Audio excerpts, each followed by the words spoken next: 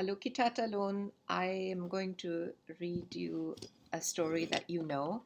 It's called Wangari's Trees of Peace, and it's written by Jeanette Winter.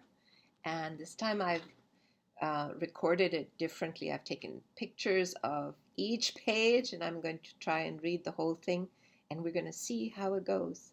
So I miss you and I love you, and now the story is going to start. Here's a picture of the real Wangari. Noor met her.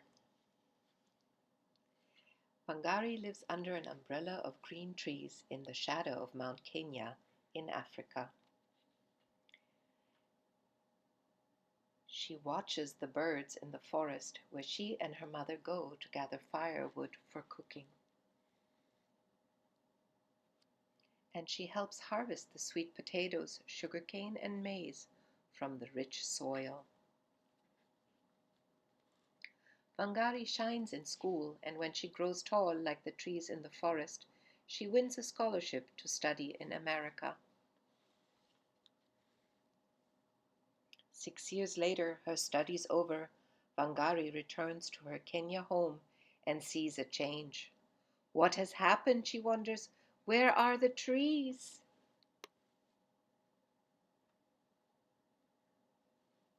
Wangari sees women bent from hauling firewood miles and miles from home. She sees barren land where no crops grow. And where are the birds?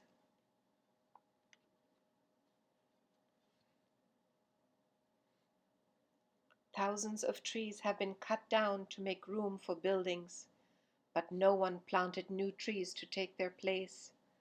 Will all of Kenya become a desert, she wonders, as her tears fall. Wangari thinks about the barren land. I can begin to replace some of the lost trees here in my own backyard, one tree at a time. She starts by planting 9 seedlings. Watching the seedlings take root gives Wangari the idea to plant more, to start a farm for baby trees, a nursery. In an open space, she plants row after row of tiny trees. Next, Wangari convinces the village women that planting trees is a good thing.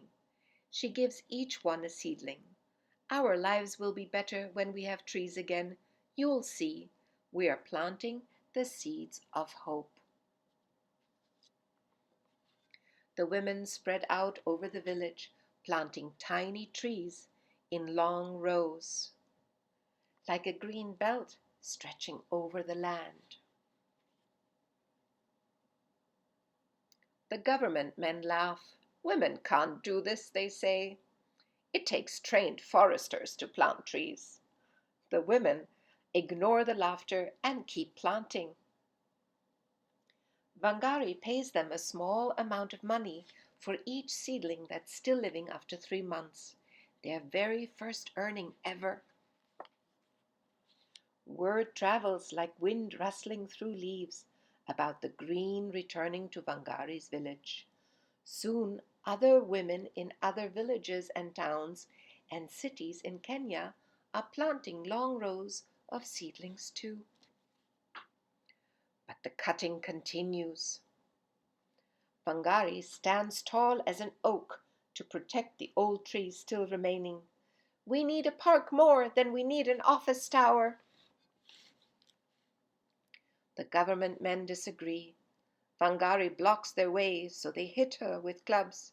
They call her a troublemaker and put her in jail. And still she stands tall. Right is right, even if you're alone.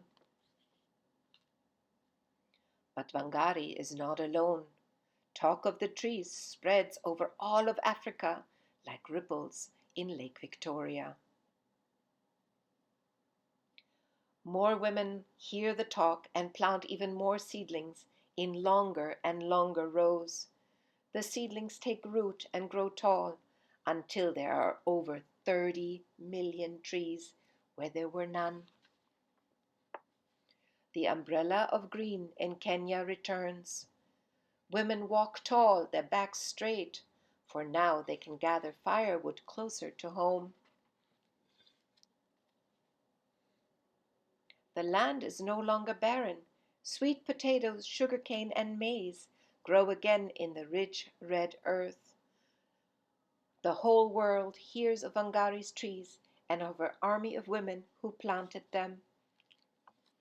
And if you were to climb to the very top of Mount Kenya today, you would see the millions of trees growing below you and the green Wangari brought back to Africa.